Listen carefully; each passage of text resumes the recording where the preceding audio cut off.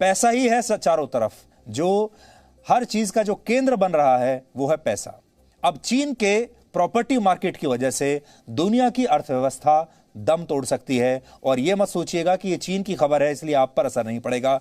आपकी नौकरी पर भी असर पड़ सकता है, आपकी आमदनी पर भी असर पड़ सकता है।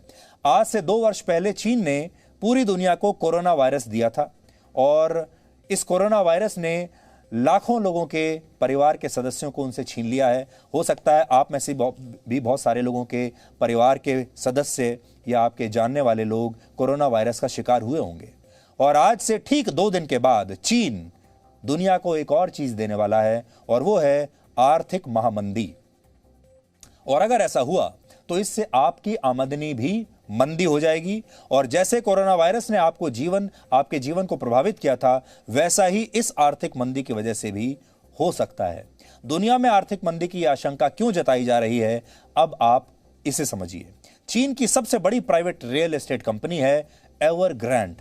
यह कंपनी दुनिया की 500 सबसे बड़ी कंपनियों में से एक है, जिन्हें फॉर्च्यून 500 कंपनी कहा जाता है। लेकिन एवरग्रैंड पर $300 बिलियन यानी 22,50,000 करोड़ रुपए का कर्ज है और यह कर्ज वर्ष 2021 और 2022 के लिए भारत सरकार की अनुमानित 20 लाख करोड़ रुपए की आय से भी ज्यादा है। यानी जो कर्जा है इस कंपनी का वो भारत सरकार की 1 साल की आमदनी से भी ज्यादा है।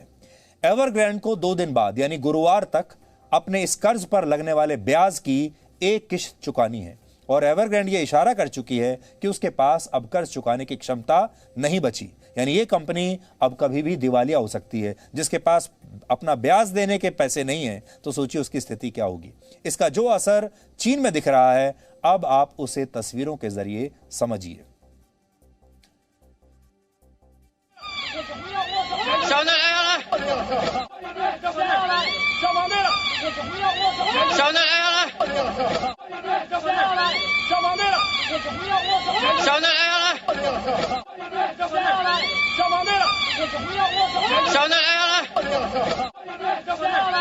ये जो महिला है जिसे आप देख रहे हैं, ये चीन के शेंजन शहर में एवरग्रैंड के दफ्तर के बाहर आत्महत्या करने की कोशिश कर रही है। यह महिला चीन के उन 15 लाख लोगों में से एक है जिन्होंने इस कंपनी से वो घर खरीदे हैं जिनका निर्माण अभी चल रहा है, पूरा नहीं हुआ है। यानी इस कंपनी ने इस महिला से पैसा ले लिया, इसे घर का लालच देकर, और घर बना नहीं है।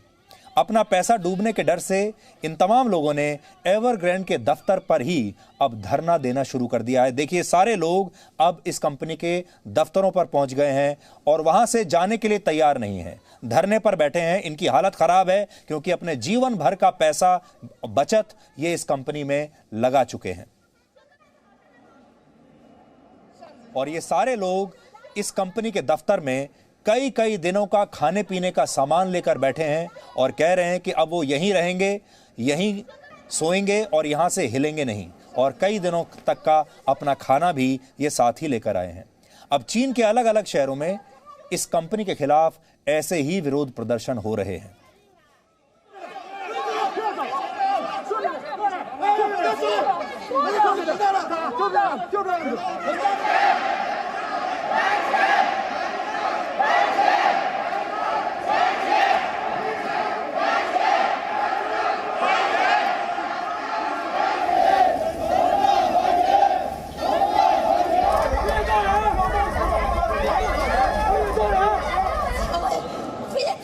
अगर वो मुझे मेरे पैसे नहीं लौटाएंगे तो मैं आत्महत्या कर लूंगी।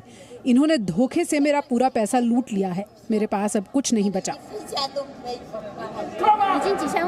आपकी अंतरात्मा मर चुकी है। आपको क्या लगता है पैसा कमाना आसान है? हमने अपने दोनों अपार्टमेंट बेचे ताकि हम यहाँ पर एवरग्रैंड की प्रॉपर्टी खरीद सकें।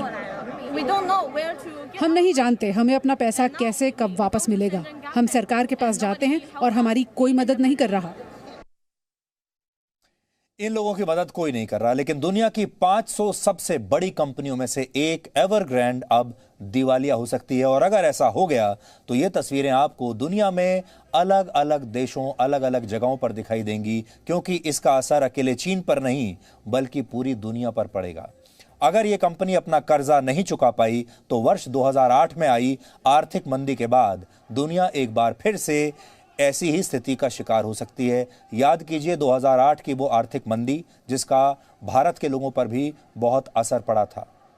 ये विडंबना है कि आज दुनिया अंतर्राष्ट्रीय शांति दिवस मना रही है, लेकिन चीन की वजह से दुनिया अब जल्द ही आर्थिक रूप से अशांत हो सकती है। अब आपको 2008 के आर्थिक मंदी के बारे में बताते हैं। हालांकि आप में से बहुत सारे लोगों को आज भी याद होगा, क्योंकि बहुत सारे लोगों का निवेश चला गया था, बहुत सारे लोगों की नौकरियां चली गई थी, बहुत सारी कंपनियां उस समय बर्बाद हो गई थी। वर्ष 2008 में अमेरिका का एक बहुत बड़ा वित्तीय संस्थान और बैंक इसी तरह से डूब गया था और उसका नाम था लेमैन ब्रदर्स। जब अमेरिका का ये इतना बड़ा बैंक डूबा तो पूरी दुनिया की अर्थव्यवस्था में 6% तक जो है पूरी दुनिया की अर्थव्यवस्था 6% तक सिकुड़ गई थी। पूरी दुनिया में 6.5 करोड़ लोगों की नौकरियां चली गई थी और भारत में भी तब 5 लाख लोग इसी की वजह से बेरोजगार हो गए थे। भारत ने इससे बचने के लिए जो आर्थिक उपाय किए थे उसका खामियाजा आज भी भारत की अर्थव्यवस्था राजस्व घाटे के रूप में उठा रही है। यानी तब भारत सरकार की आमदनी घट गई थी, खर्चा बढ़ गया था और आज तक आमदनी और खर्च के इस अंतर को ज्यादा कम नहीं किया जा सका है। जब सरकार खर्च और आमदनी के अंतर को कम करती है तो लोगों पर ज्यादा टैक्स लगाया जाता है और इसका असर भी आम आदमी की जेब पर ही पड़ता है, आप ही की जेब पर पड़ता है। चीन की इस कंपनी को गुरुवार तक अपने कुल कर्ज में से 5,000 करोड़ रुपए की किस्त चुकानी है, लेकिन दुनिया की बड़ी बड़ी रेटिंग एजेंसियों का यह अनुमान है कि एवरग्रैंड ऐसा नहीं कर पाएगी, इसलिए अब इस कंपनी की रेटिंग को भी घटा दिया गया है। अब आप सोच रहे होंगे कि यह कंपनी तो चीन की है, वहां डूब रही है, फिर भारत के लोगों को यानी आपको चिंता क्यों करनी चाहिए? तो इसकी वजह यह है कि अब दुनिया के हर देश की अर्थव्यवस्थाएं आपस में जुड़ी हुई हैं। 2 दिन पहले जब यह खबर आई कि एवरग्रैंड कर्ज नहीं चुका पाएगी तो इसके बाद सोमवार को भारत समेत दुनिया भर के शेयर बाजार भारी गिरावट के साथ खुले और दुनिया भर के शेयर बाजारों से निवेशकों ने 165 लाख करोड़ रुपया निकाल लिया।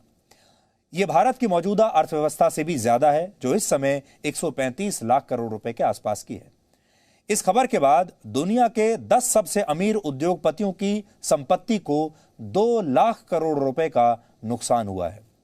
एवरग्रैंड चीन की सबसे बड़ी रियल एस्टेट कंपनियों में से एक है जिसने चीन में 280 से ज्यादा शहरों में लाखों घरों का निर्माण किया है। पिछले 1 दशक में चीन में जो प्रॉपर्टी बूम आया उसमें इस कंपनी का बहुत बड़ा रोल रहा है, लेकिन अब स्थिति यह है कि चीन के कई हाउसिंग प्रोजेक्ट्स में इस कंपनी के 75 लाख करोड़ रुपए फंस गए हैं। ये वो प्रोजेक्ट्स हैं जो अभी तक पूरे नहीं हो पाए हैं। भारत में स्टील का निर्माण करने वाली कंपनियां अपना 90% माल, कच्चा माल चीन को ही बेचती हैं, दूसरा माल भी चीन को बेचती हैं, जबकि मेटल और आयरन ओर का निर्माण करने वाली कंपनियां अपना 90% माल चीन को बेचती हैं। और इसमें भी एवरग्रैंड सबसे बड़े खरीदारों में से एक है जो घरों के निर्माण में इनका इस्तेमाल करती है। अब अगर ये कंपनी डूब गई तो चीन को भारत का निर्यात प्रभावित होगा और इन भारतीय कंपनियों पर भी असर पड़ेगा। भारत के 25 लाख लोग इसी स्टील और आयरन उद्योग के लिए काम करते हैं, यानी चीन की एक कंपनी का डूब जाना भारत के 25 लाख परिवारों को सीधे तौर पर प्रभावित कर सकता है। इसके अलावा चीन की जिन कंपनियों ने भारत में निवेश किया है वो भी एवरग्रैंड के डूबने से प्रभावित जरूर होंगी। चीन की कंपनियों ने भारत में 60,000 करोड़ रुपए का निवेश किया हुआ है और भारत में इस समय जितने बड़े स्टार्टअप्स हैं उनमें भी ज्यादातर में चीन की कंपनियों के 42,000 करोड़ रुपए लगे हुए हैं। ये सारा पैसा इससे प्रभावित होगा और इनमें काम करने वाले लाखों लोगों के जीवन पर भी इसका असर जरूर पड़ेगा। इसलिए ये आज खबर हम आपको दिखा रहे हैं ताकि आप सब भी सावधान हो जाएं। ये सारी आशंकाएं आपको वर्ष 2008 की आर्थिक मंदी की याद दिला रही होंगी, जब अमेरिका के सबसे बड़े बैंकों में से एक लेमन ब्रदर्स दिवालिया हो गया था। लेमन ब्रदर्स पर करीब 44 लाख करोड़ रुपए का कर्ज था। लेमन ब्रदर्स ने अमेरिका में लाखों लोगों को घर खरीदने के लिए बहुत सस्ते इंटरेस्ट रेट्स पर लोन दिए थे, जिन पर ब्याज ना के बराबर था। इस बैंक को लगता था कि अमेरिका का जो प्रॉपर्टी मार्केट है वो कभी गिरेगा नहीं, कभी क्रैश नहीं होगा, लेकिन अचानक इस मार्केट में गिरावट आ गई, घरों की कीमत नीचे गिरने लगी और नतीजा ये हुआ कि लोगों ने घर खरीदने के लिए जो लोन लिए थे उसके मुकाबले घरों की मार्केट वैल्यू आधी रह गई। यानी अगर किसी ने घर खरीदने के लिए 50 लाख का लोन लिया था तो घर की कीमत ही 25 लाख रह गई, लेकिन लोन तो 50 लाख का ही चुकाना था। इसलिए लोग लोन चुकाने में असफल होने लगे और इसी वजह से यह बैंक आगे चलकर डूब गया। चीन की एवरग्रैंड कंपनी ने भी चीन में लाखों घरों के निर्माण के लिए भारी भरकम कर्ज लिया था। एक आंकड़े के मुताबिक चीन की इस कंपनी पर जो कर्ज है वो पिछले एक दशक में 56 गुना बढ़ चुका है। लेकिन जैसे चीन ने यह मानने से इनकार किया था कि चीन में कोरोना वायरस बेकाबू हुआ है, कोरोना वायरस चीन से फैला है, वैसे ही चीन इस कंपनी के दिवालिया होने की आशंका से भी इनकार कर रहा है, मानने को तैयार नहीं है। लेकिन आज पूरी दुनिया इस कंपनी के डूबने की आशंका से परेशान है क्योंकि इस कंपनी को कर्ज लेने का वायरस लग चुका है। बावजूद इसके एवरग्रैंड ने एक फुटबॉल एकेडमी बनाई और चीन में ही दुनिया के सबसे बड़े फुटबॉल स्टेडियम का निर्माण किया जिसमें 1 लाख लोग बैठ सकते हैं। ये वो स्टेडियम है। तो जब चीन की तरफ आप देखेंगे तो आपको ऐसा लगेगा कि चीन दूर से देखने में बड़ा खूबसूरत है, यह स्टेडियम भी दूर से देखने में बड़ा खूबसूरत है तस्वीरों में, लेकिन असल में यह उधार के पैसे से बना है। और चीन की हर बड़ी चीज जो खूबसूरत आपको दिखती है असल में वो उधार के पैसे से ही बनी है, वो सारी चीजें नकली हैं। इसी कंपनी ने एक मिनरल वाटर ब्रांड भी लॉन्च किया था और यह कंपनी इलेक्ट्रिक कार्स के कारोबार में भी उतरी थी। इलेक्ट्रिक व्हीकल्स बनाना भी इन्होंने शुरू किया था।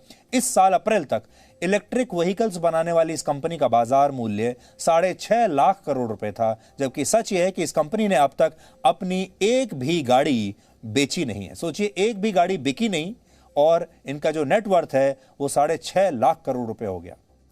असल में बाजार में कंपनियों का जो मूल्य तय होता है वो कई बार एक तरह का घोटाला होता है, क्योंकि किसी को पता नहीं होता कि अंदर से कंपनी की हालत क्या है और वो अंदर से कितनी खोखली हो चुकी है। अब जिस कंपनी को किसी कारोबार से कोई खास आमदनी हो ही नहीं रही, वो भला अपना कर्ज चुकाएगी कैसे? नतीजा ये हुआ कि इस साल की शुरुआत से अब तक एवरग्रैंड के शेयर 81% तक नीचे गिर चुके हैं।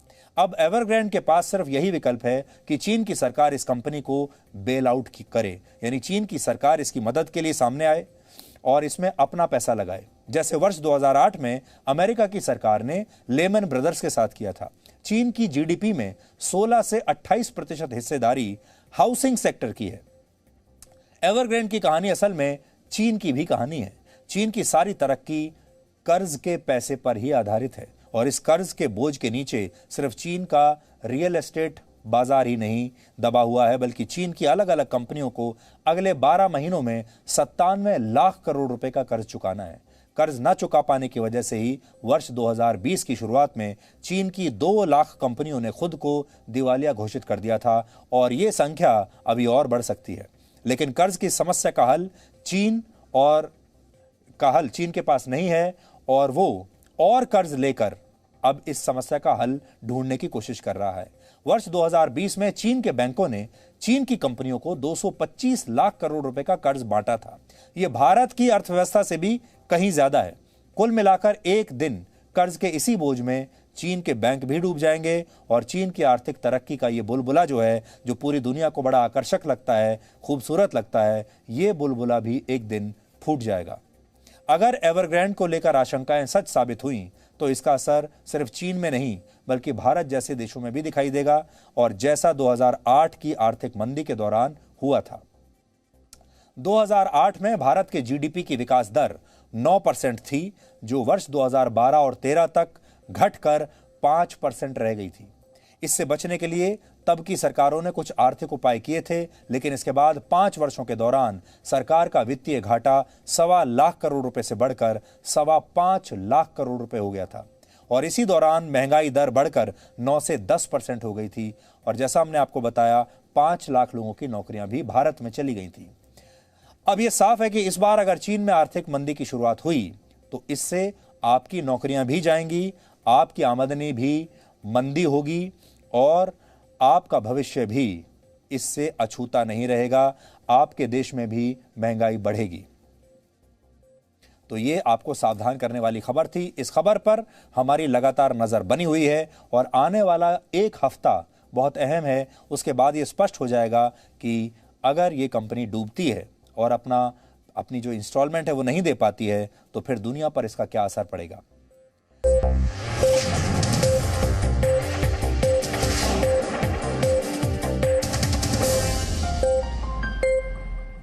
Presenting B News app, available on Google Play and App Store. Download it now.